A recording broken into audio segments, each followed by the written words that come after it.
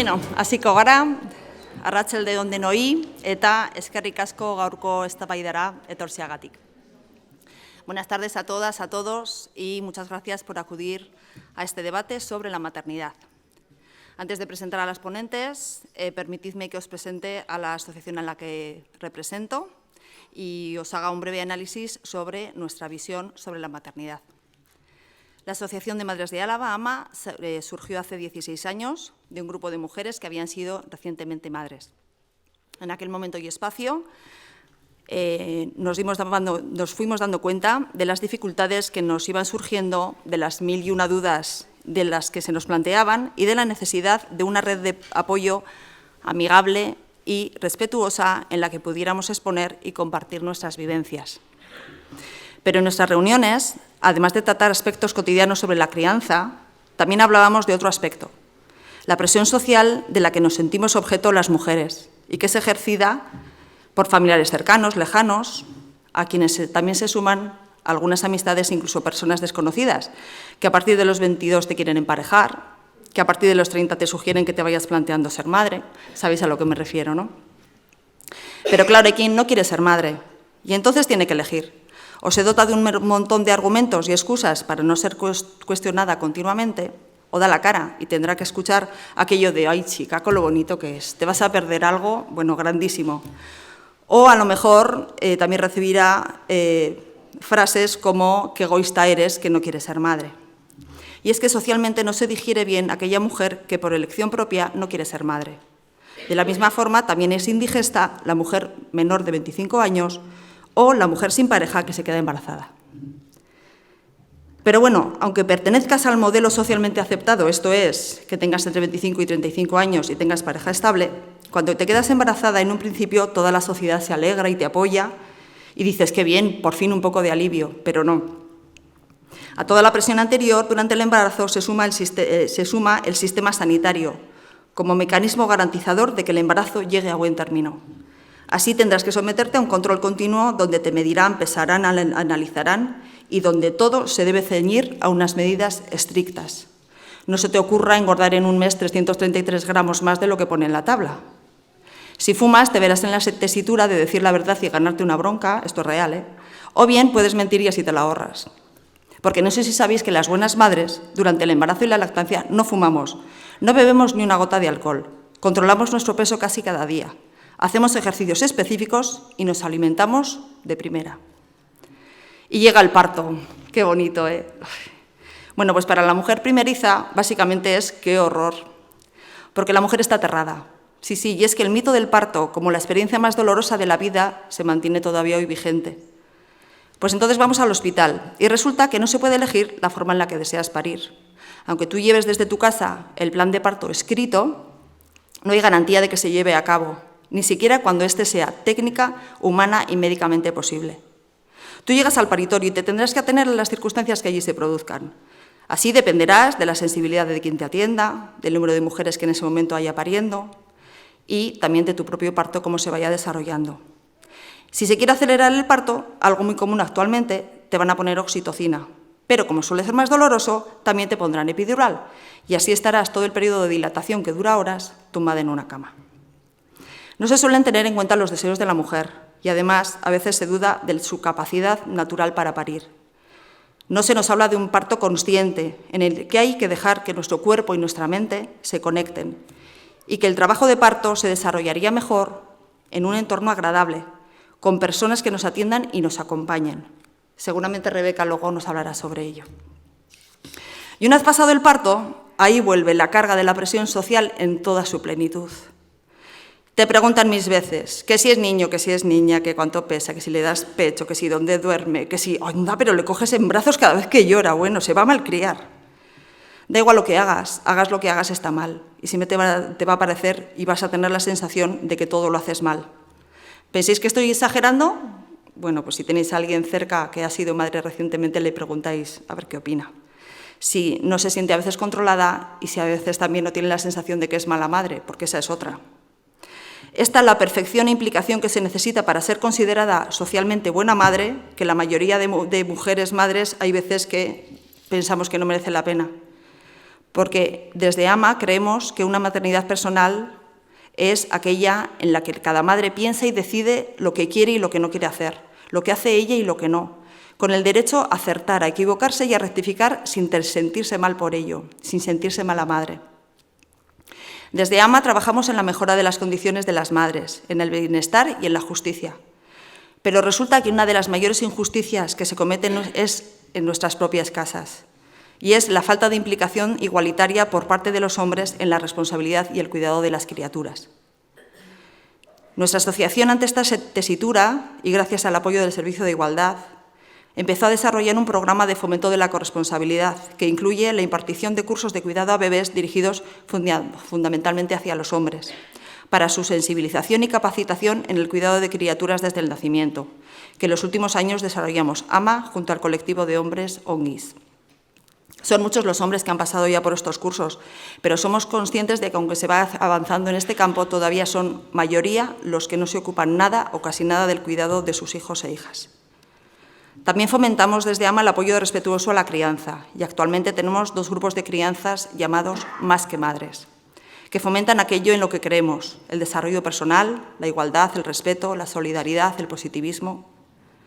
Estamos en una escuela de empoderamiento y el empoderamiento de las mujeres madres es otro de los retos a conseguir, para ser tratadas como lo que somos, personas adultas con obligaciones y derechos iguales al resto. Para ello, tendríamos que tener más voz y nos tendríamos que hacer valer en una sociedad que frecuentemente no nos escucha y que nos controla para que cumplamos con el modelo de siempre de madre abnegada que lo da todo, que encuentra en el sacrificio y la entrega hacia los demás el estado máximo de felicidad y de orgullo. Espero que esta tarde, con nuestras ponentes y vuestras aportaciones, podamos dar un nuevo significado a la maternidad, favoreciendo un nuevo modelo donde las mujeres madres estemos mejor consideradas y en un espacio social donde nos podamos mover con mayor libertad. Bueno, vamos a empezar el debate de hoy y vamos a presentar primero a Beatriz Jimeno. Beatriz Jimeno nació en Madrid, tiene 52 años y dedica una buena parte de su tiempo al activismo social, feminista, por la diversidad sexual y por los derechos de las personas con discapacidad. Fundó la Federación Estatal de Lesbianas, Gays, Bisexuales y Transexuales, siendo su presidenta en el periodo en el que se aprobó el matrimonio igualitario y la Ley de Identidad de Género. Según sus palabras, ella ha dado lo mejor de sí misma al activismo, pero el activismo se lo ha devuelto con creces. Estudió filología bíblica, es atea y milita en la causa del laicismo. Además de activista, es escritora, tiene publicados varios libros de relatos, 2 novelas, 2 poemarios y 3 ensayos bajo los títulos de Historia y análisis político del lesbianismo, La construcción de la lesbiana perversa y La prostitución. También ha publicado decenas de artículos sobre feminismo, sexualidad y análisis político en diarios digitales como eldiario.es o público.es, entre otros. Además, colabora en la revista feminista picaramagazine.com, así como en otros medios. También da clases sobre género, imparte conferencias, cursos, etc. Beatriz participó desde el escenario en la presentación del grupo político Podemos en Madrid, en el que aporta su perspectiva feminista y se manifiesta muy ilusionada con lo que actualmente se está construyendo. Tienes la palabra, Beatriz. Bueno, pues buenas tardes y bueno, muchas gracias. Gracias a la organización, a Nieves por la presentación. Gracias a vosotras y a vosotros por venir a escucharnos. Bueno, es un poco difícil para mí. No sé si me habéis leído bueno, últimamente estoy con el tema de la maternidad y trabajándolo y específicamente sobre la lactancia materna, ¿no?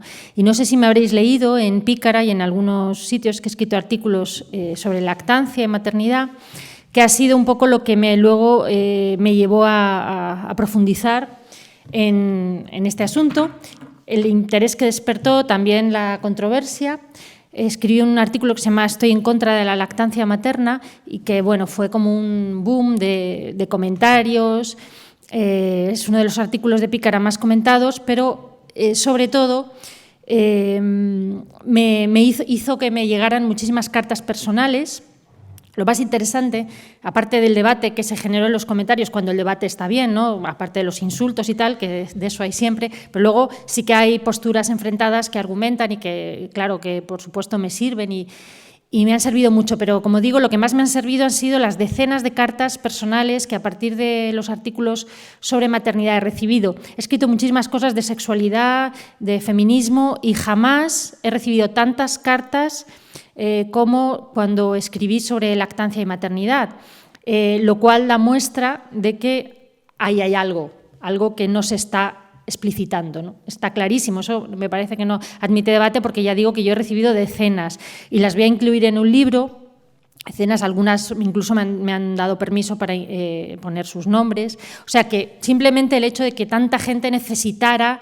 o se viera en mis artículos algo, ¿no? Algo que me lo decían, ¿no? Que se sentían reconocidas, que no se atrevían y de repente me di cuenta que había dado con algo que era como un tabú, que parece curioso, ¿no? Un tabú que no se está hablando, o por lo menos que hay mujeres que sienten que no pueden decir en público lo que me decían en las cartas. Eso por una parte, y luego también mi propia experiencia como madre, mi propia experiencia en el parto, posparto, embarazo, etcétera. Yo, en realidad, de lo que yo hablo no es tanto de experiencias personales, sino de la maternidad como institución. Podría ser complementaria, porque bueno, a lo que dijera mi compañera, pero bueno, en general, lo que entendemos como complementarios luego siempre termina chocando por algunos motivos. Yo voy a dar, y se termina personalizando, ¿no? Yo fui una madre que por lo que se ha contado aquí, pues muy rara. Yo me encontraba, yo fui una madre con muchas ganas de tener un hijo, tantas ganas que sufrí 5 abortos naturales antes de poder sacar adelante el embarazo, o sea, con muchas ganas de tener un hijo. Y sin embargo, el embarazo, lo acabo de comentar a una persona que venía con su niño, para mí el embarazo fue la mejor época de mi vida. Sin embargo, yo fui al hospital diciendo, a mí, por favor, háganme una cesárea, no quiero parir. Bueno, locura total, imposible, ¿cómo vamos a hacerte una cesárea? Digo, no, yo es que tengo claro que no quiero pasar por el parto. ¿Por qué? Porque no, es mi elección, yo no quiero. Ni el dolor, yo soy una persona que he tenido mucho... yo el dolor no me lleva a nada bueno, no quiero estar en contacto con mi cuerpo, yo soy así, no quiero tener un niño, no quiero tener un parto. La medicina me lo permite, me hagan cesárea. Nada, imposible. Como tengo familiares en el hospital... al final me hicieron la cesárea, pero el médico me miró y dijo, empezamos mal. Y yo dije, ¿por qué? Desear no tener dolor, que es mi opción, pero nada, cero dolor. Es empezar mal. ¿Por qué? Yo quiero tener un niño yo que tener este niño, pero... Entonces dijo, empezamos mal, gracias a, como digo, a que toda mi familia son médicos, pues conseguí la cesárea. Por fin sale el niño, ya me lo dan, ya subo el parto, asunto lactancia, no quiero dar de mamar. ¿Por qué? Porque no quiero. Es asunto mío, no quiero. En realidad tengo razones, pero quiero decir que mantengo mi derecho a decir no quiero. Claro, hace 26 años de esto, las cosas han empeorado muchísimo para las mujeres. Hace 26 años aquello fue un escándalo, no había manera, y entonces me dijeron, no, hay que dar de mamar. ¿Por qué? Es mi cuerpo, es mi hijo, no quiero, denme un biberón. No te damos un biberón. El niño llorando, yo llorando, porque aparte yo era joven, ahora puedo jurar que me oye el director del hospital, les pongo una demanda si me dicen que obligatoriamente tengo que dar de mamar, pero entonces yo tenía 24 años, entonces yo lloraba. El niño también lloraba de hambre, pero nadie me daba un biberón. Finalmente fue mi hermana la que de extranjis tuvo que subirme un biberón de la farmacia. Y bien, como digo, salí pues espantada de aquello y bien, lo medio olvidé hasta encontrarme con hoy día la situación, como digo, para las mujeres es muchísimo peor. Mi cuñada es ginecóloga, es jefa de la planta de ginecología del Hospital de Getafe, es partidaria de que las mujeres hagan lo que quieran, respeta los partos que cada mujer lleve y que para como quiera y que haga lo que quiera, pero tiene una limitación y es la jefa de ginecología. No puede darle a ninguna mujer un biberón. Lo tienen prohibido. Tienen que obligarlas a dar de mamar, quieran o no quieran, porque el lobby, como ella le llama, de la lactancia, de la Liga de la Leche, las matronas de la Liga de la Leche, en el momento en que mi cuñada intenta dar un biberón, pues se oponen. Esto es cierto. Ayer, estando en una charla en Estella, la verdad que las intervenciones, que es lo que ocurre, yo sé que hay muchas mujeres que quieren dar de mamar, me parece perfecto, ideal, maravilloso. Además, faltaría más, ¿no?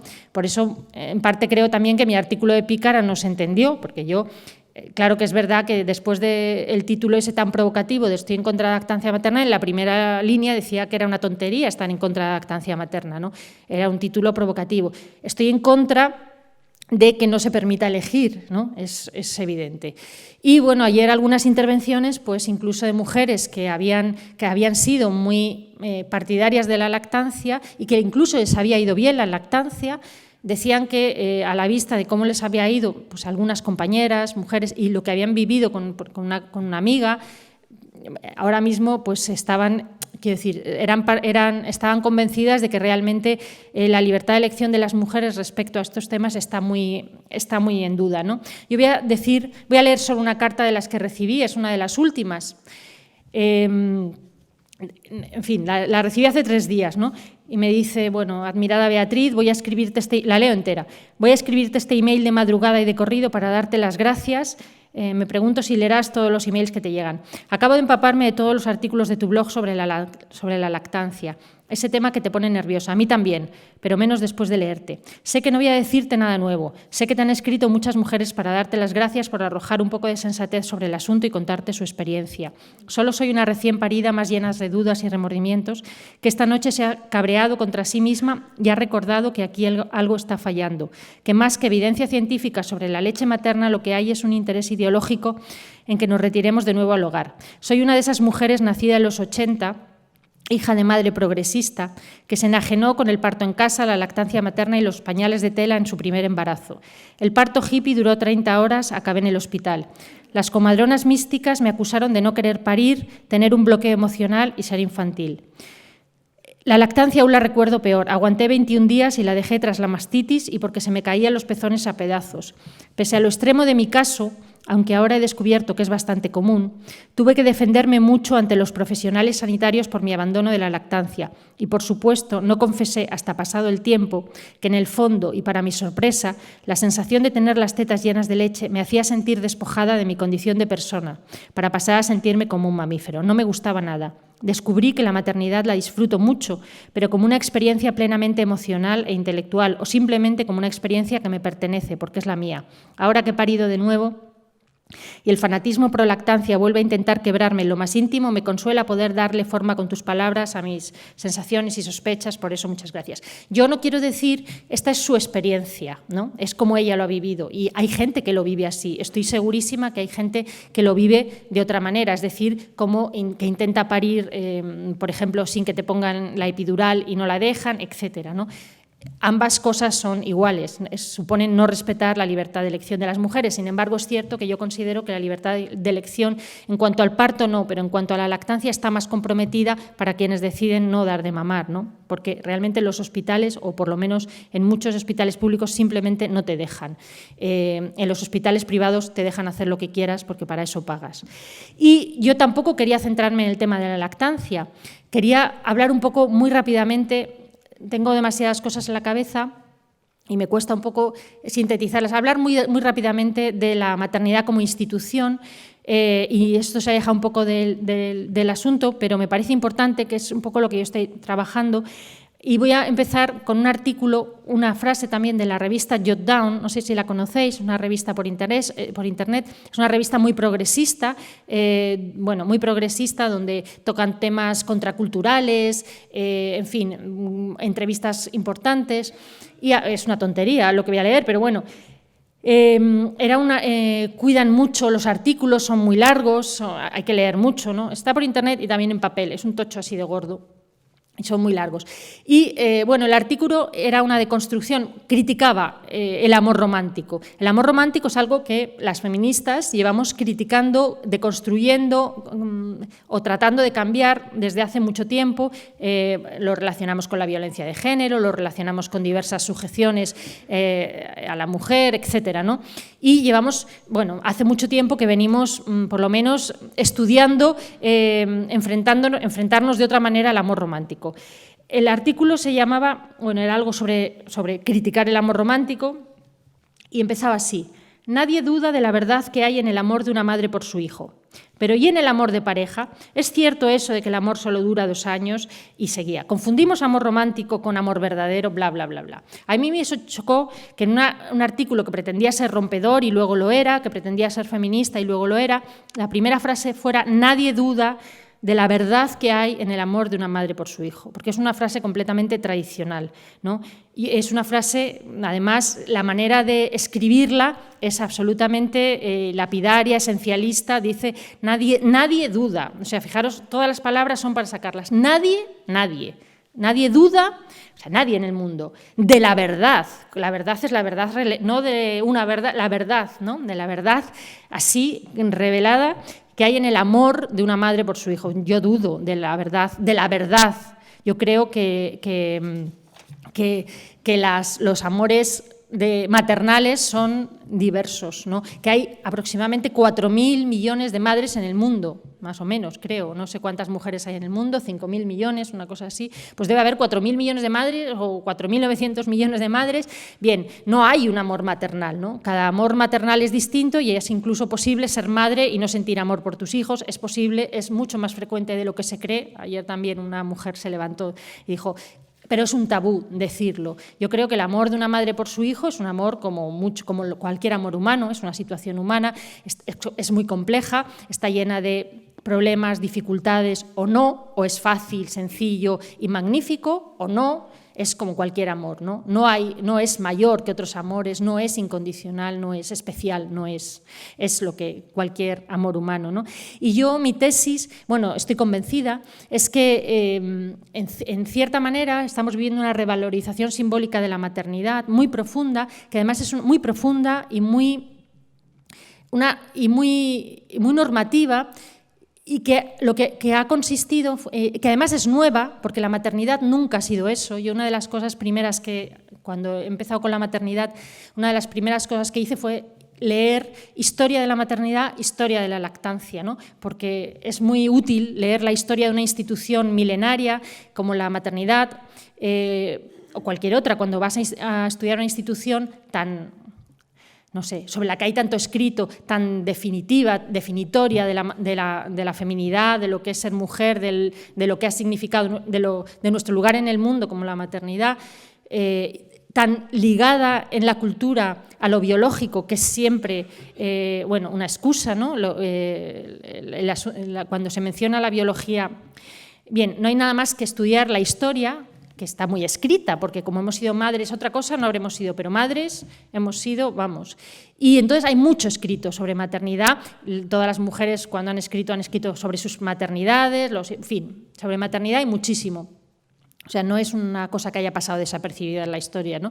Entonces, y la lactancia lo mismo. Entonces te encuentras con que la historia de esta maternidad es nueva y solo se ha dado en algunos periodos históricos, esta revalorización maternal, precisamente en los periodos históricos en los que, es decir, cuando la mujer amenaza los roles tradicionales de género y las fronteras de los géneros se mueven, las madres suben. Eso se ha dado siempre en la historia y se puede mirar. Y siempre que las mujeres exigen derechos, amenazan con romper sus fronteras tradicionales, cuando exigen igualdad, en la historia a veces no se ha podido exigir, pero bueno, cuando salen de sus roles tradicionales, etcétera, entonces la madre inmediatamente emerge como la gran figura, ¿no? Siempre. Quiero decir que esta cosa ocurre siempre. Y concretamente en la modernidad, los 3 periodos en los que la madre vuelve a emerger son la Revolución Francesa, cuando las mujeres exigen igualdad y ciudadanía plena, y entonces aparece Rousseau con su Sofía y la mujer que debe dedicarse a ser madre. Y a partir de ahí, toda una mística maternal.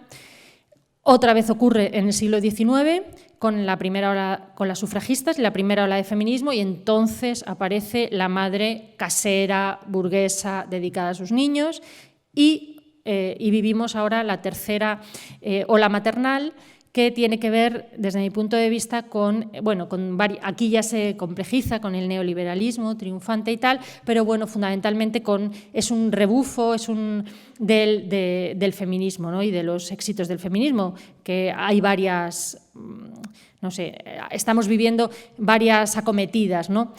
En mi estudio sobre la maternidad, yo creo que ha ocurrido un fenómeno. Bueno, y como digo, es una maternidad nueva, ¿no? Las mujeres nunca han vivido, excepto en esos periodos, la maternidad de esta manera. La historia de la maternidad, en realidad, podríamos considerarla, y hay cosas que son muy debatibles y puedo estar equivocada en muchísimas cosas de las que digo, pero la historia es la historia. La historia de la maternidad, en realidad, es la historia de cómo las mujeres se han resistido a la maternidad y a la lactancia y a ser madres. Claro, naturalmente, las mujeres han estado toda la historia condenadas a ser madres de muchos hijos, condenadas a no ser más que madres, y a que toda su vida, incluso a jugarse la vida por la maternidad, porque hasta hace relativamente poco las mujeres que morían de parto y cuestiones relacionadas con el parto eran muchísimas, ¿no? Entonces, la historia de la maternidad es la historia de las mujeres por librarse de la maternidad. Es una historia bastante triste hasta que llegan los métodos anticonceptivos y como digo, y es cuando las mujeres pueden decidir cómo y en qué momento quieren ser madres o no serlo en absoluto, ¿no?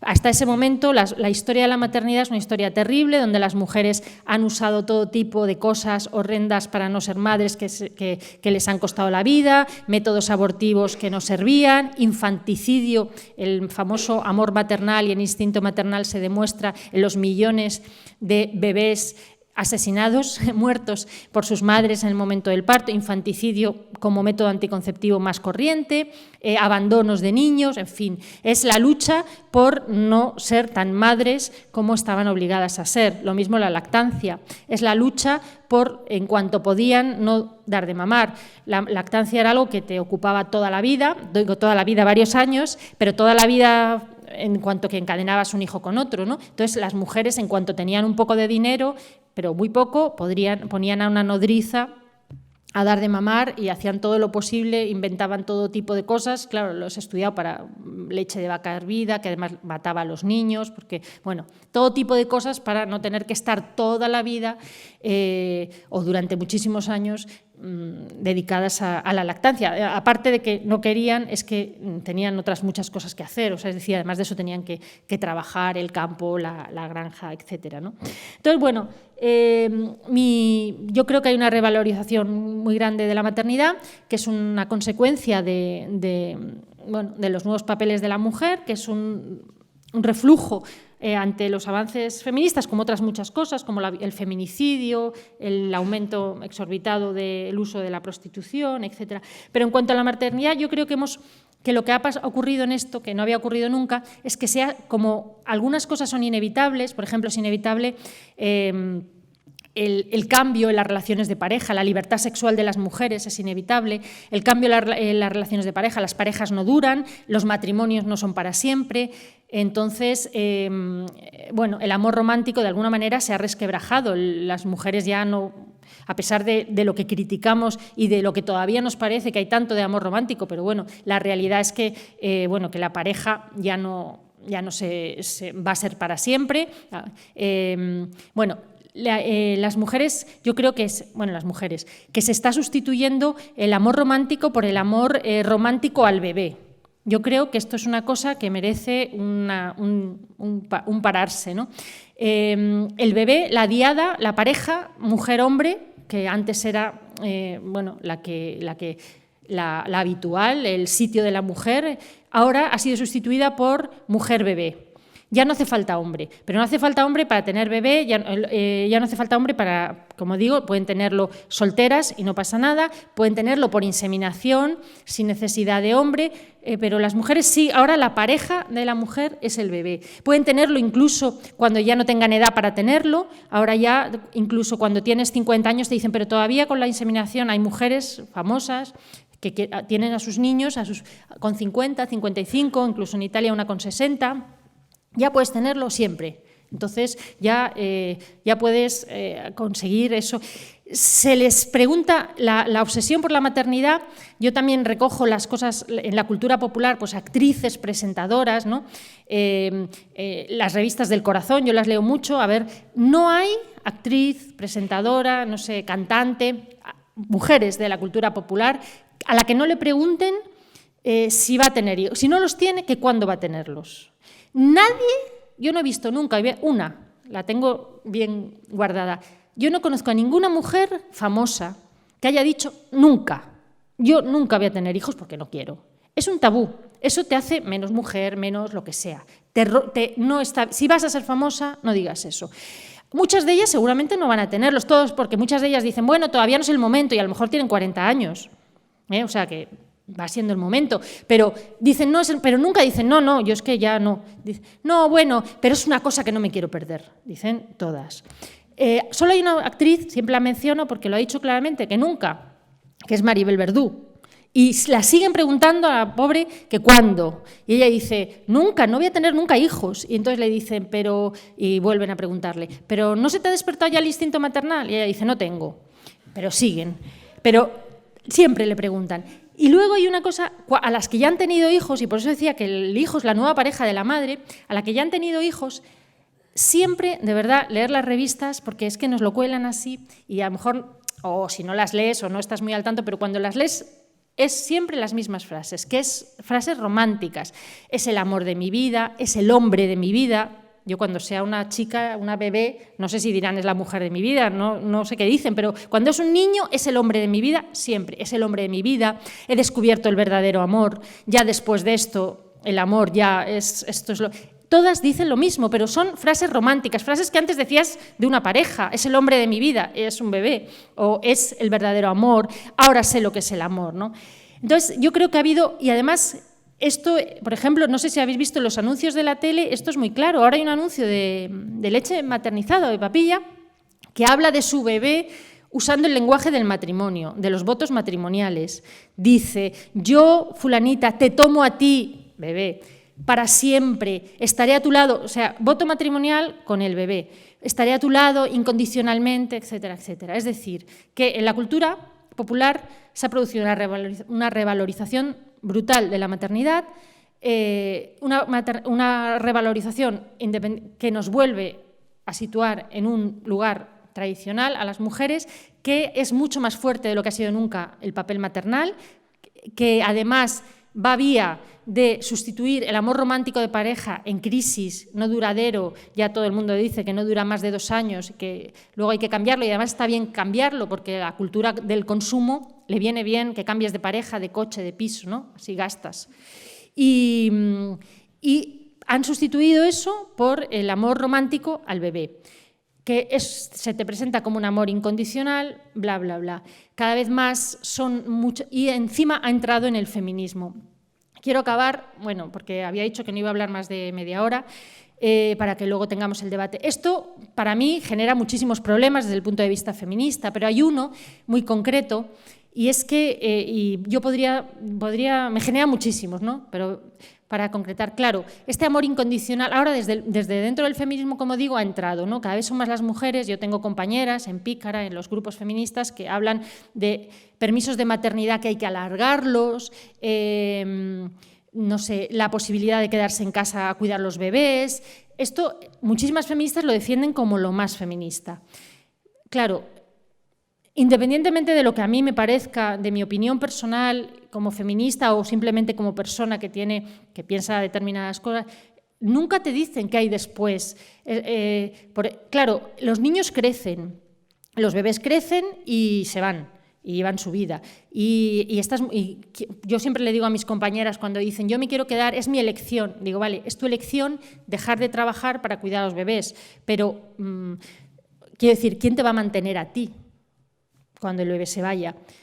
Ya sé que Pepe está dispuesto a que tú te quedes en casa estos años para que tal, pero Pepe te puede dejar mañana por una mujer más joven. O tú hartarte de Pepe, pero no poder dejarle porque alguien te tiene que mantener. Quiero decir, te deja en una situación, bueno, mucho peor que la de nuestras abuelas, porque nuestras abuelas sí tenían para siempre un marido que las iba a mantener y sí tenían una pensión cuando el marido se moría, una pensión que, por cierto, las ha sumido en la pobreza, ¿no? Todas sabemos que las pensiones de las viudas son pensiones de pobreza, son mujeres que viven en la pobreza la mayoría, con la suerte de que algunas pues, han tenido sus propios pisos, etcétera. Pero ahora mismo, en Estados Unidos, las estadísticas muestran que una gran bolsa de la pobreza está recayendo en mujeres solas con hijos o mujeres solas. Es una pobreza invisible. La pobreza masculina se ve, la femenina es mucho más invisible porque está metida en casa, está tratando de sacar a sus hijos adelante, pero es una pobreza que es muy, muy, muy grande y que está creciendo, ¿no? Y en parte tiene que ver, o podría tener que ver, con decisiones que no piensan en, bueno, o con cuestiones que tienen que ver con la maternidad y no solo con decisiones de las propias mujeres, ¿no? Sino también con decisiones desiguales del mercado. El mercado, ya sabemos, o las empresas, cómo contratan menos mujeres, pagan menos a las mujeres, etcétera. Y también todo esto, sí.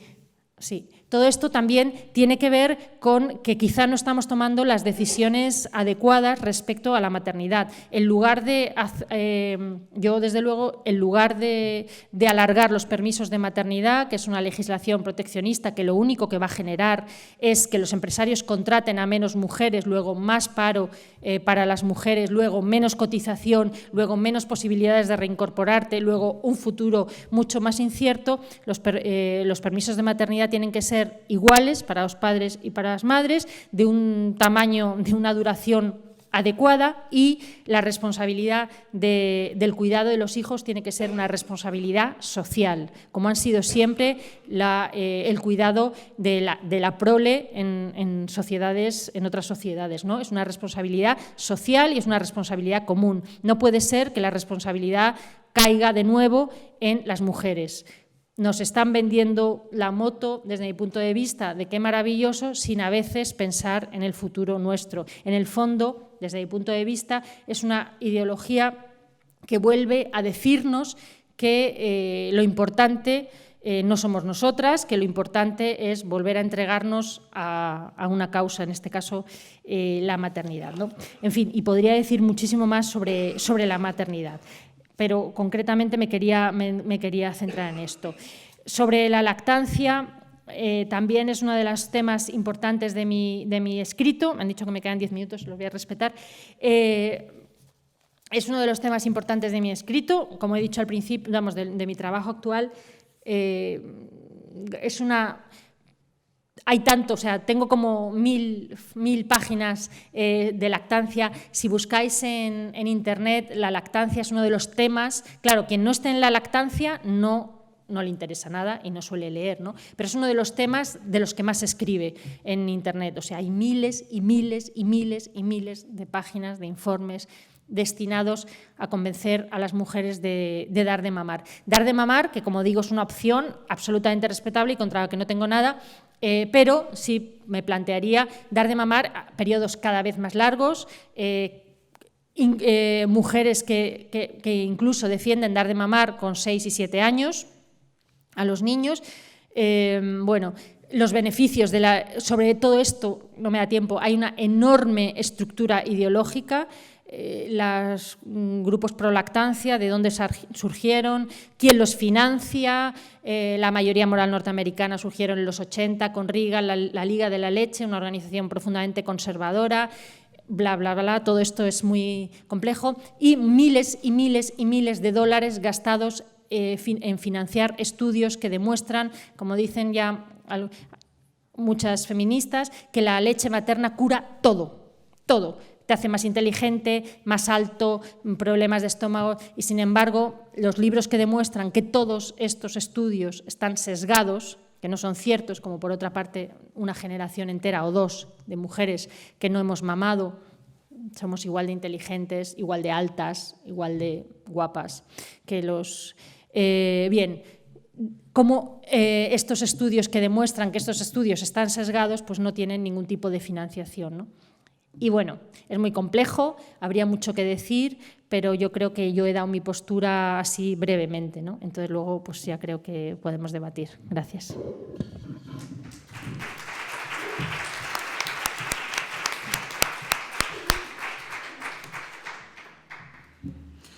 Bueno, pues entonces vamos a dar paso a nuestra otra ponente, Rebeca Madrazo, que nació en 1978, estudió Magisterio Infantil en la Universidad de Cantabria, donde coincidió con Miguel Castro y Vega Martín, y a través de los cuales conoció a Arno Stern. Paralelamente conoció muchos otros proyectos de educación alternativa y se implicó en movimientos de desescolarización, sobre todo Crecer sin Escuela. Toda esta investigación y experiencia contribuyó para forjar en ella una visión de la enseñanza y el aprendizaje, del juego, de la capacidad humana y a la necesaria reflexión de la figura del que acompaña. Imbuida en este nuevo funcionamiento, se aplicó en una nueva deriva personal con la búsqueda de respuestas ante el sufrimiento humano. Entonces puso el genérico de los bebés humanos como su incentivo de estudio. Ello le llevó a profundizar en el embarazo, el parto, el posparto, etc. Le impactó el trabajo de Casilda Rodríguez, con quien ha compartido muchas horas de debate y revisión de textos y estudios. Y así, sin darse cuenta, se vio acompañando a mujeres, familias y bebés en el momento del nacimiento y en los primeros meses. Conoció entonces la existencia de las doulas y en ese nombre y un concepto que reúne las características de la que hoy es su labor profesional. Entre sus maestras destaca a Nora, la primera niña a la que vio nacer en su casa en 2001, que le enseñó que ningún ser humano está descrito por completo en ningún libro y que cada persona tiene derecho a ser tratada como lo que es, un ser irrepetible. Otro de sus intereses más fuertes ha estado relacionado con la salud. Profundizó sobre todo en el Hatha Yoga, se formó como terapeuta craneosacral, estudió medicina tradicional china, fue a conocer parteras y perspectivas de las tradiciones chamánicas y estudió desde la antropología las formas de organización social, la experiencia psíquica de lo femenino y la libertad. Se declara aprendiz en continua revisión y desde 2010 se encarga del proyecto La Compañía en Santander y también colabora en Bilbao, en Cabú. La palabra es tuya, Rebeca. Bueno, pues muchas gracias a la organización y al atrevimiento de ponernos aquí una tarde a hablar de algo tan complejo como es la maternidad. Bueno, he agradecido mucho la propuesta o la perspectiva de Beatriz. A mí me parece que estamos asistiendo a un momento histórico que es completamente nuevo. Creo que ser madre hoy no tiene nada que ver con ser madre en ningún otro momento, al menos de los que yo conozco, aunque yo no soy una estudiosa de la maternidad. Más bien, mi perspectiva tiene que ver con la escucha, con el acompañamiento de qué supone la maternidad para mujeres. ¿Qué supone la maternidad? ¿Qué supone la no maternidad? No quedarse embarazadas, aunque deseen ser madres. ¿Qué supone todo este mundo complejo de la maternidad, ¿no? hoy en día? Bajo mi perspectiva, hay algo que está sucediendo en este momento que a mí me preocupa mucho y que creo que compartimos un poco aquí las compañeras, que es la dogmatización de lo que es ser madre. Creo que siempre que hablemos de maternidad, siempre que estemos utilizando el lenguaje, solo podemos hablar de conceptos, no de experiencia. En el campo de la experiencia es mucho más difícil hablar, por eso se nos escapa tanto el mundo de la maternidad, porque es muy complejo y porque creo que nos atañe tanto como madres que como hijos, porque podemos cuestionarnos ser madres o no, qué es la maternidad, pero sí que hemos nacido de una madre, hasta el momento por lo menos. Me gustaría empezar compartiendo una pregunta, ¿no? Yo siempre, antes que las respuestas, siempre vienen las preguntas. Me preocupa mucho que haya respuestas que tapen las preguntas. Creo que en el mundo de la maternidad ahora mismo, y en el mundo que quizás puede representar una doula, que es el mundo de la maternidad, que se equivoca mucho con la maternidad natural, con hacer las cosas bien, con ser más guapos, más listos, y hacemos las cosas de una determinada manera. Yo cuando nació Nora, hace muchos años, 14 ya, empecé a preguntarme cosas y tuve la suerte de encontrar muchos autores que hablaban de qué es la criatura humana, de qué sucede, cómo teniendo un parto de una manera determinada suceden unas cosas, teniéndolo de otras suceden otras cosas, siendo hospitalizado o no suceden unas cosas. Creo que esta reflexión es muy importante y sigue siendo vigente, y la voy a compartir por lo menos para sostener otra postura. Pero me parece que el punto importante es la dogmatización de lo que era la maternidad antes, lo que es la maternidad ahora. Creo que el problema es que inmovilizamos ese concepto. Es decir, está habiendo una nueva era de maternidad que enfrenta de nuevo las posiciones, en vez de generar más libertad donde cada persona pueda elegir lo que necesita desde su perspectiva. Bajo mi punto de vista, yo soy heredera de las mujeres que más o menos en los 70, en los 80, o de algunas mujeres que en ese tiempo que habían crecido, se habían conformado como mujeres en una nueva idea de mujer, mujeres profesionales que querían realizarse en su profesión, que tenían inquietudes, que eran inteligentes, que no parecían estar sometidas a un modelo antiguo de lo que era ser mujer. Pero que sí creo que pertenecían a un tiempo en el que todavía la familia era un valor social y, por tanto, ser madres también. Es decir, más o menos en los 70, en los 80, eran mujeres que decidieron tener hijos, y algunas de esas mujeres se sintieron muy engañadas con la idea que manejaban antes y su experiencia, ¿no? Siempre esta diferencia entre la idea y la experiencia es lo que genera a veces sufrimiento, a veces placer. Muchas de estas mujeres se sintieron traicionadas con sus propias ideas. Dijeron, bueno, esto no, hay algo aquí que me pasa, como bien dice Beatriz, parece que hay algo muy grande que nos mueve mucho y que hace que este debate siga siendo tan activo. Y muchas de esas mujeres se sintieron humilladas, sintieron dolor, sintieron que la medicalización de su parto no formaba parte de su deseo, que hubiesen querido hacer otras cosas.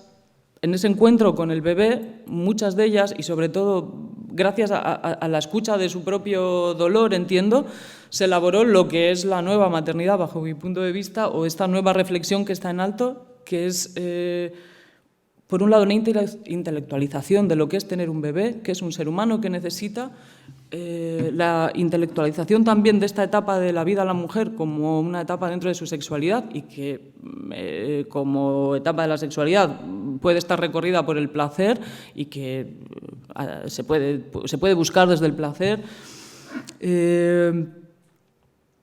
Y creo que yo soy heredera un poco de toda esta línea, ¿no? Bajo mi punto de vista, en este tiempo, desde nuestras abuelas hasta ahora, mi abuela había un valor social y equilibrado en formar una familia y en ser madre sobre todo. Mi madre, además de tener una familia, tenía que ser profesional, o el valor social estaba en ser una profesional, pero también era tener una familia.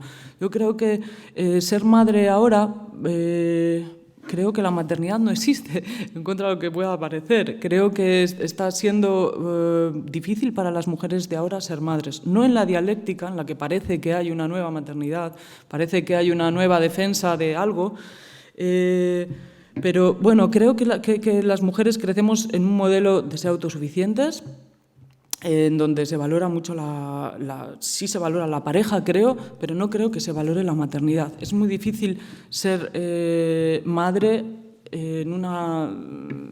ser madre, que por definición, bajo mi punto de vista, en un tiempo determinado es un estado de dependencia, y un bebé que depende de ti. Es muy difícil seguir siendo autosuficiente si hay alguien que depende de ti o si tú dependes de ese bebé. Es decir, creo que no hay una organización social que apoye el crecimiento de una criatura los seres humanos, por nuestra...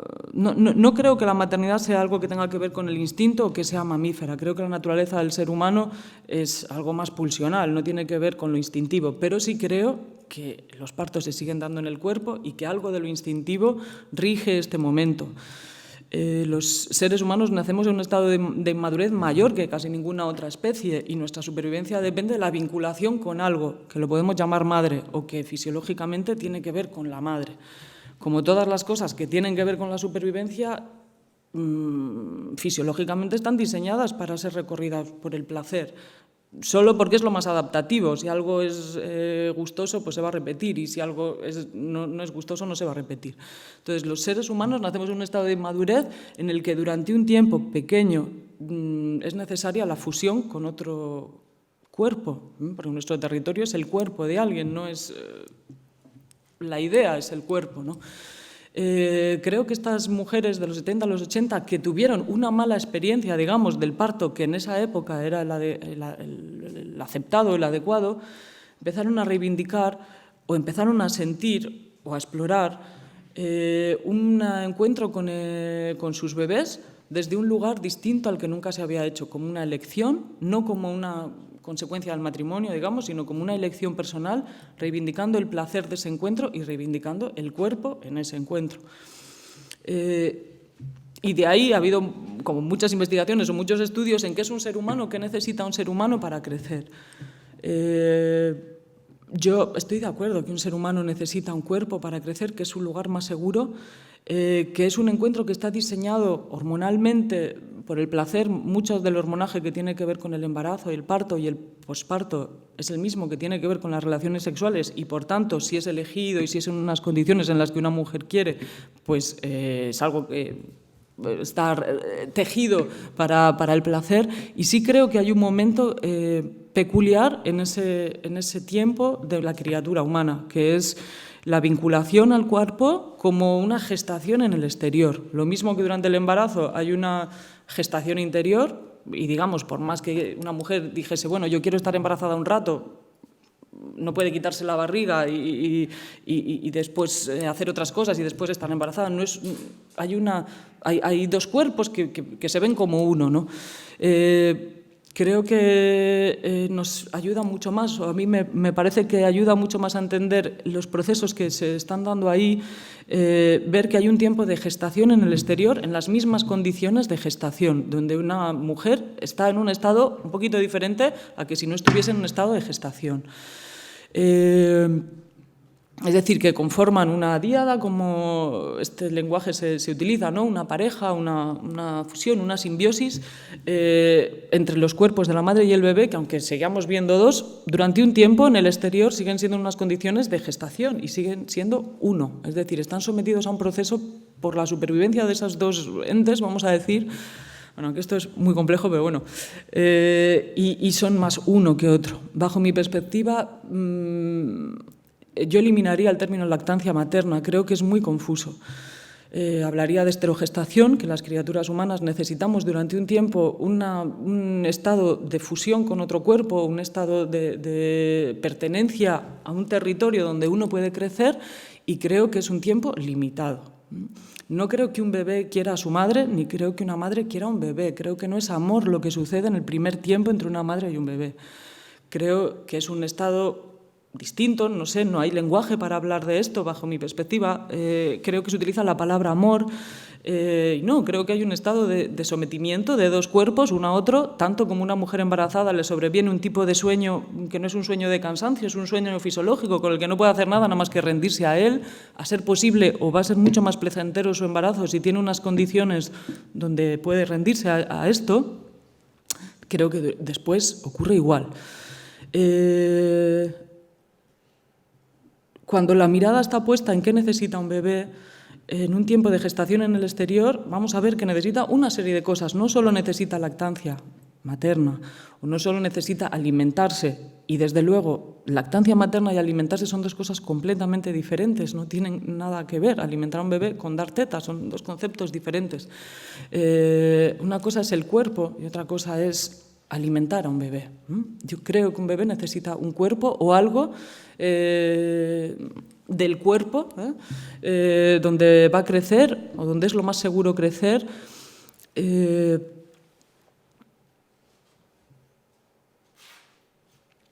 en este estado fisiológico de fusión entre la madre y el bebé va a pedir lo que necesita y hay algo que está diseñado para atender eso que necesita. Todas las cosas, bajo mi punto de vista, la lactancia conforma una especie de metáfora del cordón umbilical en el exterior, que cumple muchas más funciones que la de alimentar. Cumple las funciones de gestarse en el exterior. Y creo que hay unas condiciones en las que este encuentro para la madre y para el bebé forman parte de la experiencia y puede ser de la experiencia del placer. Tanto el placer como el dolor, bajo mi punto de vista, son sensaciones que hacen que aterricemos en el cuerpo, que podamos escuchar. Es una pregunta, algo que nos retorna a esta estructura que, entre otras cosas, también somos, ¿no? Que es cuerpo. Pero creo que hay algo que está sucediendo también en nuestro tiempo, que es convertir la lactancia materna en algo que es para siempre. Creo que ese estado de gestación en el exterior, de dependencia de una criatura humana que necesita formarse hasta un poquito más, donde pueda moverse por sí mismo, donde pueda ir a buscar, por ejemplo, alimento u otras cosas que necesite para su supervivencia,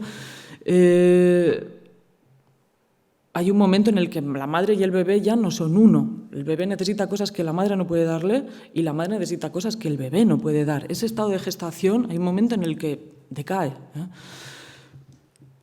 Creo que ese es uno de los retos que tenemos en este momento cuando hablamos de madres y de bebés, que es cómo, si lo que queremos es contribuir al crecimiento de un bebé, que un bebé pueda dejar de ser un bebé, o si lo que queremos es estar en un lugar de amor romántico, de completud. Si lo vemos al revés, las criaturas humanas, nosotros somos bebés que hemos crecido, no somos seres de otro planeta. Se nos olvida muchas veces que nosotros somos bebés que hemos crecido. Como bebés también necesitamos, fue en el pasado cuando necesitamos ese estado de fusión con algo, donde se había previsto un cierto equilibrio entre lo que yo necesito y lo que el mundo me va a responder.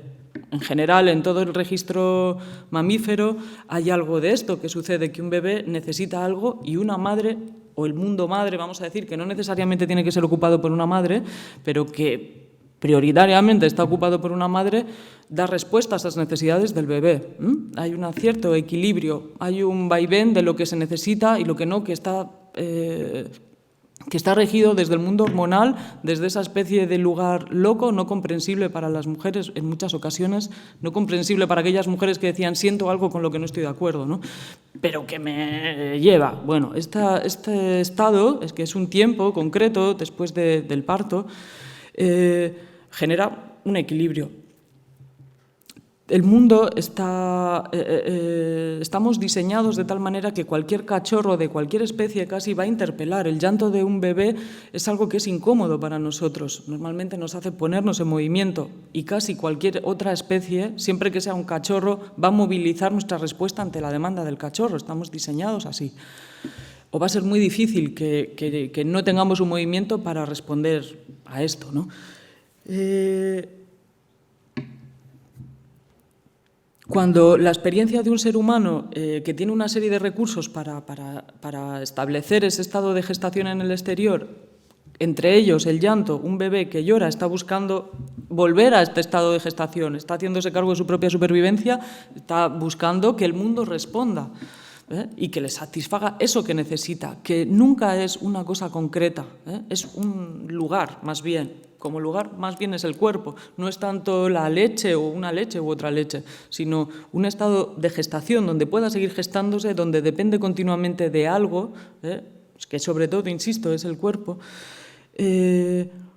Cuando un bebé humano llega durante mucho tiempo a un estado de llanto en pico donde no se atiende, su experiencia es nada de lo que yo tengo es suficiente para impactar el mundo.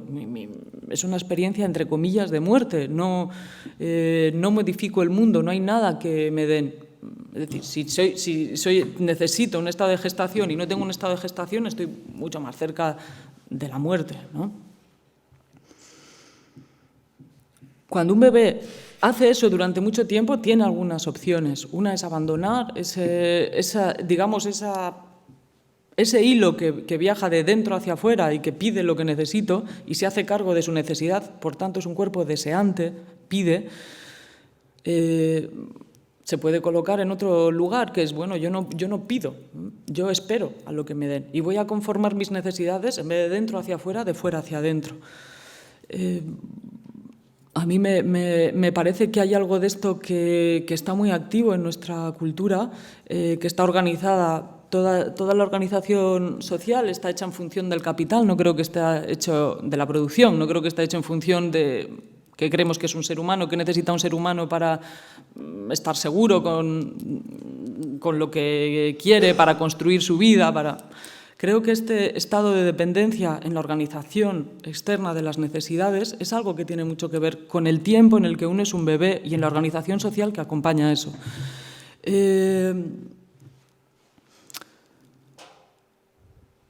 Es decir, el estado de gestación en el exterior, que he descrito así muy por encima y un poco malamente, creo que cumple una función, que es dotar al ser humano de eso que necesita, pero creo que hay algo rescatable ahí, necesario, bajo mi punto de vista, que es un ser que desea y que está construyendo su propia existencia.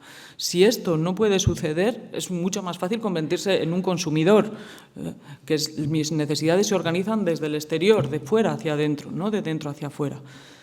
Hay un momento en el que este estado de gestación en el exterior, pongamos una madre de la nueva era, del nuevo modelo cuestionable de yo te doy lo que tú necesitas, tú me das lo que necesito, esto está recorrido por el placer y es algo que está en equilibrio, va a haber un momento que eso no se va a poder sostener.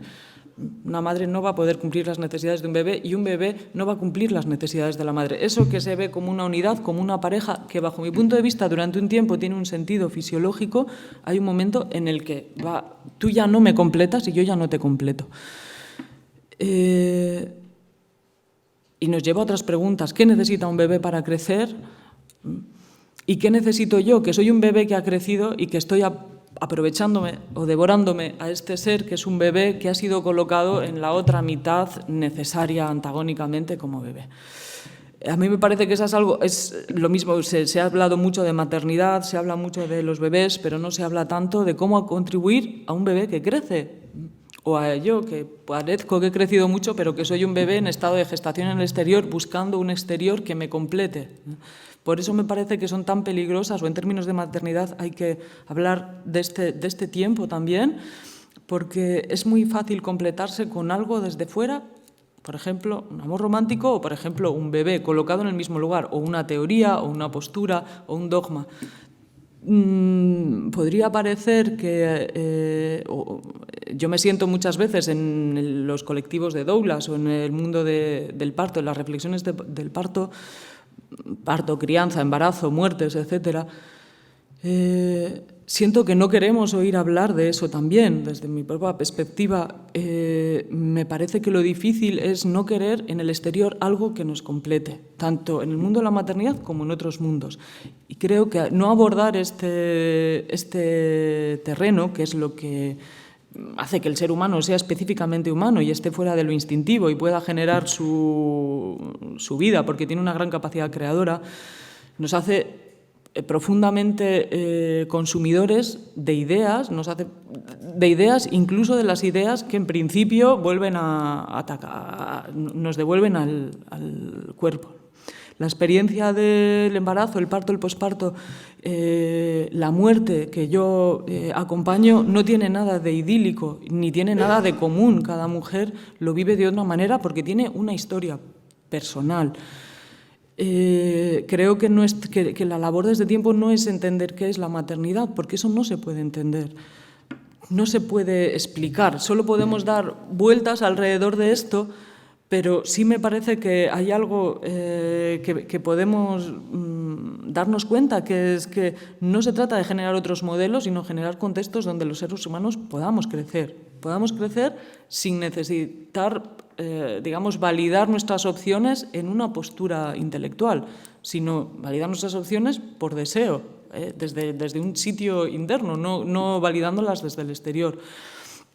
Y creo que la dogmatización que se está haciendo del mundo de la maternidad en este tiempo es tan injusta, digamos, o tan perniciosa como lo ha sido en otros tiempos. Es el discurso, no sé cómo se puede generar un discurso que no sea un discurso, que sea una experiencia, ¿no? Que sea un discurso que devuelva el lugar de la construcción de lo peculiar.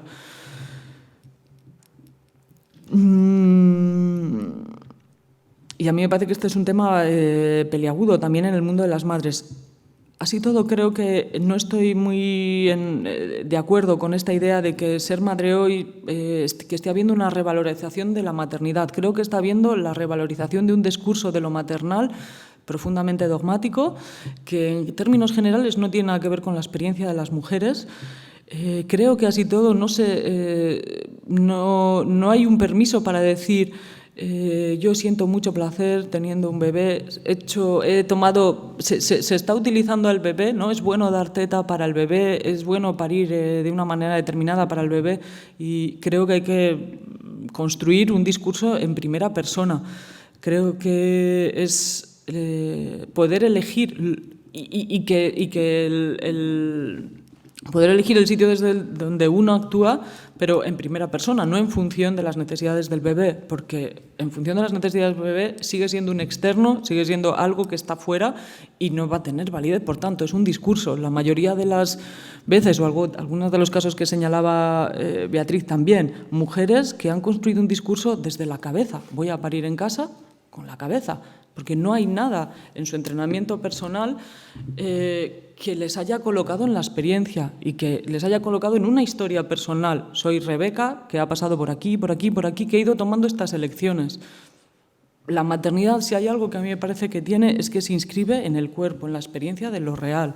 No hay tanta, no puede haber tanta intelectualización porque se sella en el cuerpo. Entonces, me parece que la maternidad está generando una oportunidad, o ha generado, al menos yo así lo siento, ha generado una oportunidad de reflexión desde mí, no desde la realidad que yo creo que soy, sino desde la que soy, en esta disonancia de lo que pienso y lo que siento.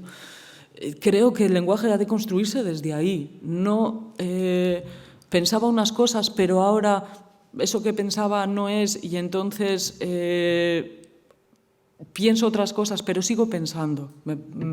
Bajo mi punto de vista, falta discursos de la maternidad desde la experiencia, que por tanto, desde la experiencia nunca pueden enjuiciar a otros, nunca pueden ser mejores o peores que otros. Van a ser diferentes perspectivas, diferentes vivencias, y por supuesto, nunca la vivencia nunca es buena o mala, es una vivencia, es una experiencia. No se va a poder poner la buena maternidad, la mala maternidad, ¿no? O la buena mujer, la mala mujer. Creo que esa dualidad es lo que nos es muy difícil colocarnos fuera de la dualidad en cualquier discurso, ¿no? Bueno, no sé qué más puedo decir. Ya veo que estoy agotando mi tiempo, que pensé que no lo iba a agotar. Bueno, y por último, compartir una pregunta. Yo, más que respuestas, me parece que es importante mantener activas las preguntas, y yo una de las preguntas que me hago, que me asaltan en mi práctica cotidiana, veo muchas mujeres que quieren ser madres, que fisiológicamente no tienen ninguna dificultad, no hay ningún problema con su cuerpo, ni con su capacidad de fertilidad, ni la de sus parejas, en el caso de que tengan parejas. Pero no se quedan embarazadas, ¿no? Y me pregunto qué está pasando en una organización social en donde un bebé es algo tan peligroso que hace que está habiendo una infertilidad que no se explica desde el cuerpo, que solo se puede explicar desde otros lugares. Parece un autoexterminio de un grupo humano, y a mí es así, me parece que es una pregunta interesante, ¿no? Creo que es muy difícil ser madre cuando para lo que una se ha construido es para ser autosuficiente, una fantasía de la autosuficiencia. ¿Qué nos está pasando con esto? Para mí es una pregunta, ¿no? Una organización social en donde las criaturas humanas y las necesidades humanas no existen. Existen solo las necesidades de la producción, incluso la idea de un bebé como una producción, ¿no? Como un producto que tiene que salir bien. sea desde la lactancia materna, el parto en casa, etcétera, etcétera, que sea desde otra idea, pero una maternidad que es un producto. Bueno, hasta aquí.